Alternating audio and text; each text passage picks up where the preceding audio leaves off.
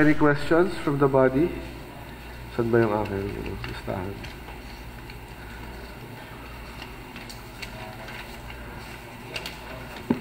Ito. Sir Wilson. Good afternoon, sir. Magandang hapon. So, on behalf of Engineer Ruel N. Camba, who is now attending the Zoom meeting from the Commission of Audit, so he extends his apology for not coming here.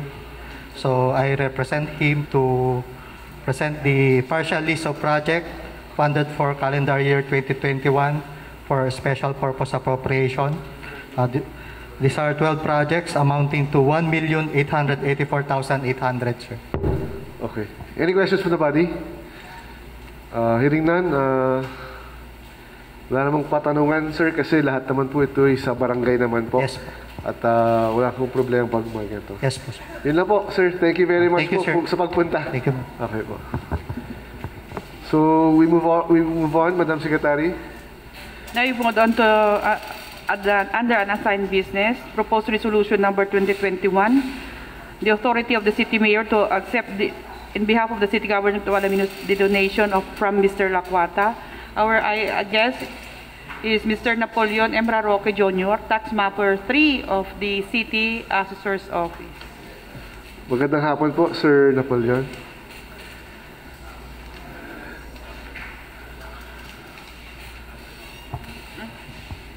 Good afternoon po. Good afternoon po. So, finally, na-resolve na po natin itong... Medyo nahirapan po yung boss po namin, sir. May importante po kasing lakad, kaya ako po yung in-authorize niya to represent him. It's okay po. It's okay. So, meron ba tayong draft nito? So, Councilor Season, ito na po yung matagal nating hinihiring na I think in the end magdodonate na si Sir Greg Lakwata. Tama po ba, Sir Napoleon? Magdodonate na siya ng alternative road para magamit po ng mga tao doon sa likod ng mga bahay po niya. Opo. Yes. Oo.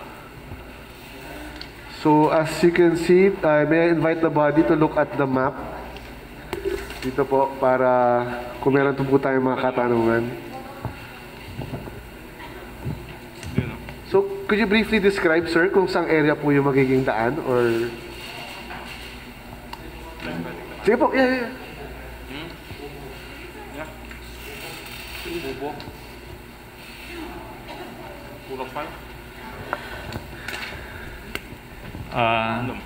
Actually po, ito po yung existing na road po ngayon, kung saan pagpapunta po tayo ng Bolo 2, di po ba hindi na po tayo makatuloy po ngayon dito sa mismong loob.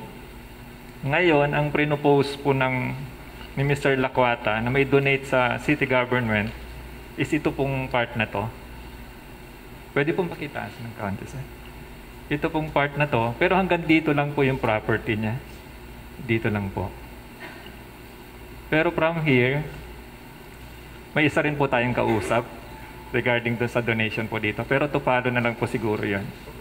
Pero sa ngayon po, kung hanggang dito, magmula po doon sa existing na road, mga that's 600 square meters po ata, plus, with that 10-meter width. So, parang ganun po ata.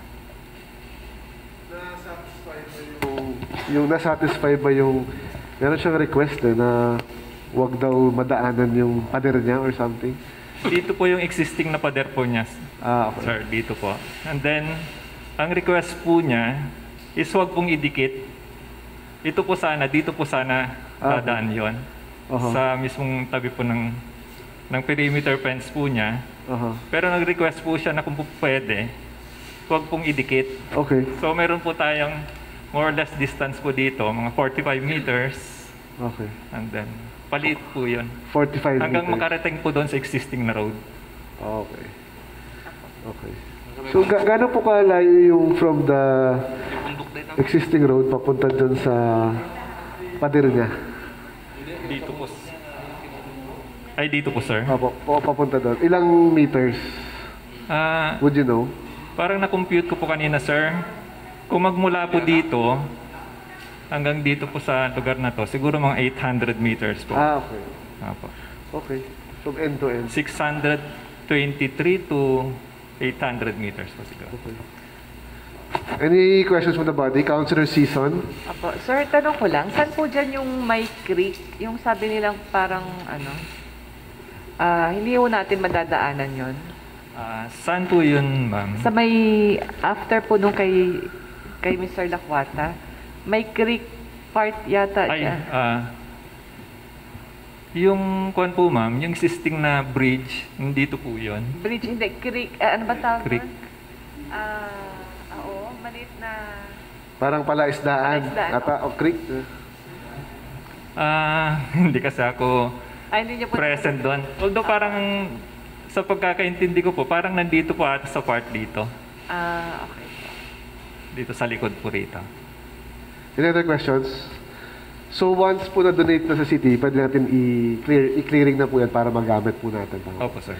Sino po yung, out of curiosity, sino po yung isang kausap dito sa second property? Personally, hindi ko po siya masyadong kilala, sir. Pero parang okay na po ata yung usapan nila. Okay na rin. Inuna lang po ata yung kay Sir Greg. Okay. Kasi nga medyo paluwas po siya. Apo. Okay. Sir, Vice, last question. Pag dinonate na po sa city yung property, wala na pong mangyayaring i-close yung, hindi na possible ma-close ang daan. Ano po? Saan Wala na. pong daan po, ma'am? Yung kay ano? Ayun, dito po sa... Pag donate na sa atin yung ano, pag-aari na ng city, ng government po yan.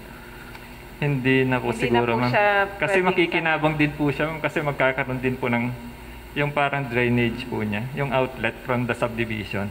Dito rin po ata idadaan sa road na i-open. Opo. Kasi wala po siya ritong kwan eh. Yung walang outlet kasi nga nasa dagat. So most probable, dito po siya dadaan sa kwan. Sa mismong road na ibubuksan. Okay. Councilor Problem is recognized. Mr. Chair, sir, saan ba dyan yung kwan? Yung existing road ng yung sa may bridge? Pakituro nga dyan, sir. Ay, nandito po kagawad. So, saan Councilor. yung ibibigay niyang daan dyan? Nandito po. Tapos, Ay, ito lang. Yung ibibigay po niyang road, yung property lang po niya, is magmula lang po rito. Dito. Kasi nandito po yung perimeter fence po niya eh. ay, nandyan. Ay, ito. Ito po yung perimeter fence niya. So, ang property lang po niya is magmula po rito hanggang doon sa existing road. Yan. So, babagsak siya. Hindi niya lupa yung pagbubutasan ng road dito sa baba. Lupa rin po niya, Councilor. Magmula po rito, lupa rin po Tapos? nila. So, pag binuksan po to, Oh. parang nasa boundary na po siya eh. Parang yung pinakagilid na po ng property niya. Kasi isang lot number lang po to. Diretso po yan hanggang Saan, dito po. saan bubutas yan? Mayroon ba tayong colored picture Ay, ganyan? wala po. Hindi, saan babagsak sa baba, sir? Ay, dito? Dito Oo, po. parte. Bali hanggang dun po, Councilor Sakwan. Sa may... So may pader. Pader. Dulo ng Oo, pader niya. Sa dulo na, halos sa dulo ng pader. Kasi dito yung subdivision Pa- po niya, Councilor. Paano makakalabas yung mga tao? Ipader yung kay Lakwata. Hindi. Diyan, sa parting yan. Baka magbubukas na rin po sila rito ng gate pagdating ng panahon. Pag na-open na po yung kalsada, Tapos hindi pa niya ata yung kabilang luti na dyan, yung boundary. dito hindi na Hindi niya na sa kanya. property. Hindi na. Paano kung ayaw magpadaan yung pan dyan? Ay, hindi. May kausap na ho tayo dito, Councilor. Bali, nagdaanan. Ibang nauna na owner. ho nating nakausap yan. Medyo nahuli lang kasi inuna yung kay Lakwata. Kasi parang siya yung Paalis. kailangang Paalis kasi siya. paalis kasi. Yung doon ata sa tuktok ng bundok yan, sir eh. Yung entrada. Actually, nandito ho yung bundok. Oo, yan. Bundok ho to. Pero parang nandito ho tayo sa kwan. Parang nasa gilid na ng bundok. Yung ginagawa niyang subdivision. Yung parang may paakyat na gano'n. Oo, yung medyo may paakyat. Naka-clearing na. Makakakyat kaya yung mga sasakyan dyan, sir. Actually, Councilor, nandito tayo sa bandang kuan. Medyo mababa na. Hindi tayo sa bandang mataas na part. Ah, okay. Sige, thank you. Yung parang paakyat ata, kung tama, yung parang paakyat na ganun, yun yung papunta sa subdivision niya. Yung sa LGU, sa gilid. Sa gilid lang ho tayo. Kung tama yun. Any other questions? Councilor Serito Radox, recognized. Hi. Hello.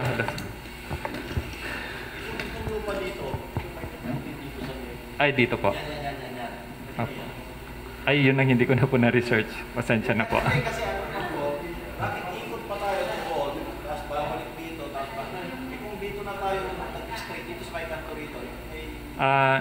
Nakausap na rin po ata ni ito, Councilor, pero ayaw po ata. Ayaw pong magbigay. Titulado po kasi. Sila na po sana yung una nating nakausap. Sila po yung una nating nakausap, Councilor, pero kuan, hindi po pumayag. Any other? Okay. With that, thank you very much, Sir Napoleon. Sir, salamat po sa pag-clarify. Donation lang naman to for the LGU naman ito. Okay. So, next item, Madam Secretary. Sir, salamat po. Bakit pinapa-prove sa atin? We will now lift the suspension of the rules. What is the pleasure of the body regarding item number 1 and 3 under proposed resolutions and 1 unassigned business? Majority Floor Leader, Councilor De Castro. Shall we include in the business of the day? Yes, Mr. Chair. Said items be included in the business of the day for deliberation and approval. It has been moved by Councilor Arthur Felix De Castro, seconded by Councilor Lanoy, Councilor Apollonia Bacay, SK Federation President Bernabe, to include the said 3 items in the business of the day for deliberation. Any objections? Hearing none, the said 3 items are included in the business of the day. Next item. Next item, under proposed resolution number 2021-150, review of Barangay Annual Budget 2022, Barangay Supplemental Budget 2021, and SK Annual Budget 2022, and SK Supplemental Budget 2021 of 28 barangays. Councilor Oscar Bolling is recognized. Yes, Mr. Chair, if we don't have other schedule, we will schedule it on December 1. Di ka pwede?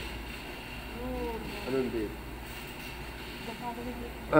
May ano ba to? May rush ba ito? Hindi naman.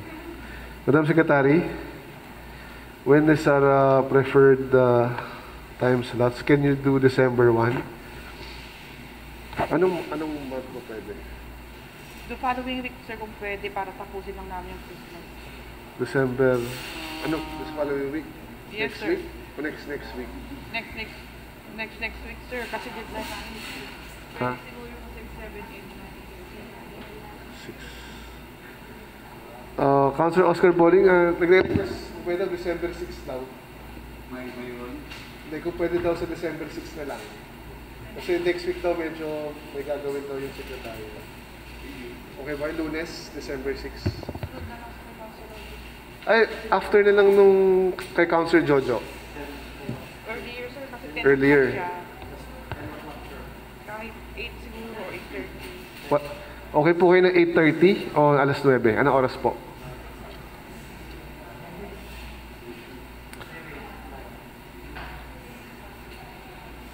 Ano? 9? Baka hindi ka abot na. 9:30, sir. O gusto, pero ang dami nito. O gusto yung hapon, 1 o'clock? 1 o'clock na lang. Pero 5 minutes, 5 minutes.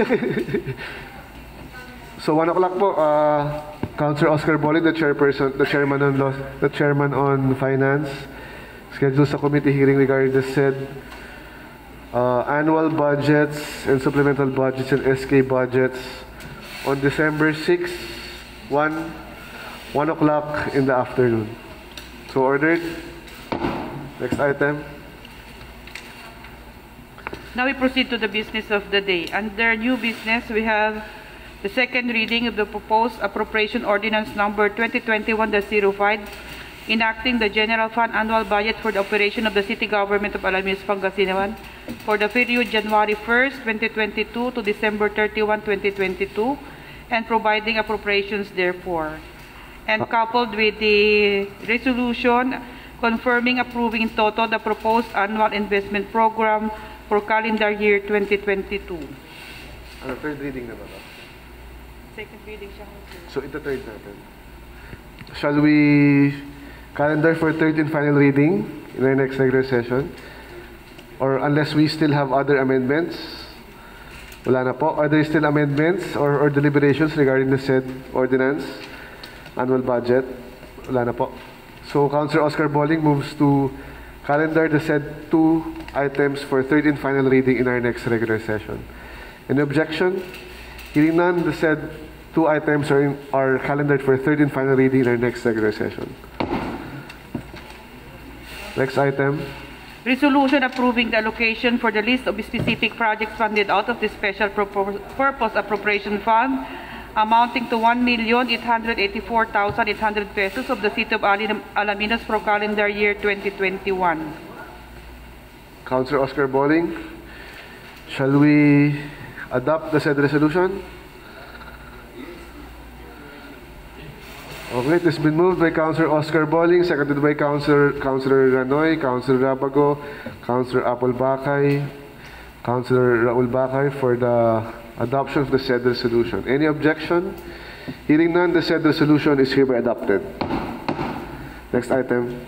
Resolution approving or concurring to the pilot implementation of limited face-to-face classes at 100 Islands Cowboy Christian Learning Center, Incorporated, located at Barangay Victoria, Alaminos City, Pangasinan. Councilor Apple Bakay, Chairperson on... Mr. Chair, I move for the adoption of the said resolution. It's been moved by Councilor Apple de Guzman Bakay, the Chairperson on Education and Health. Any second? Seconded by Councilor Rabago, Councilor De Castro, LBP Bakay, President Bernabe for the adoption of the said resolution. Any objection? Hearing none, the said resolution is hereby adopted. Next item. Resolution authorizing City Mayor Art Brian Celeste to accept, in behalf of the City Government of Alaminos, Pangasinan, a donation of portion of parcel of land with an aggregate area of 2,400 square meters located at Barangay Pandan, this city, covered by cadastral lot number 11358 part, registered in the name of Mr. Gregorio Lacuata, married to Elizabeth Lacuata, purposely for an access road from Bolo 2 to Bolo 1. Councilor Jojo Fontelera is recognized. Shall we adopt the said resolution? Or... Yes, but yes. Mr. Chair, before we adopt this resolution, I just would just like to make some observations so that it will be clarified later on. Because it appears that the deed of donation was dated November 19, 2021, and the request for resolution is dated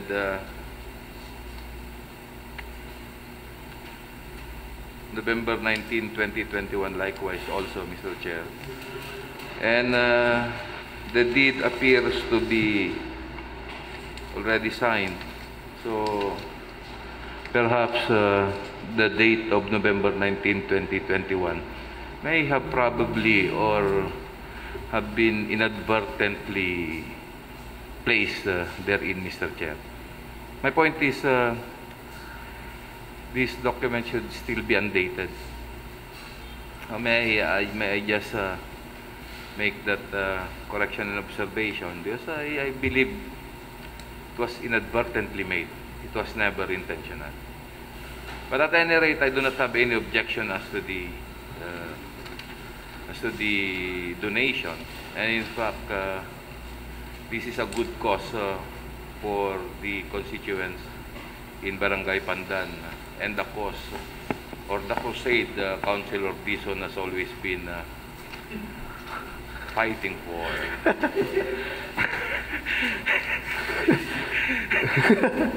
Councilor Season? The chair rules for a 1-minute recess. Paano iba yung date? Ano?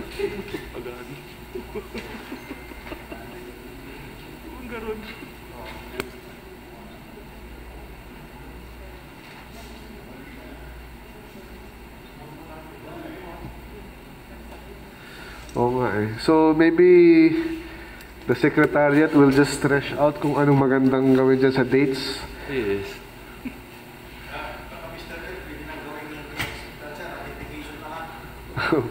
Parang sa off the record, parang yung sa Cowboys.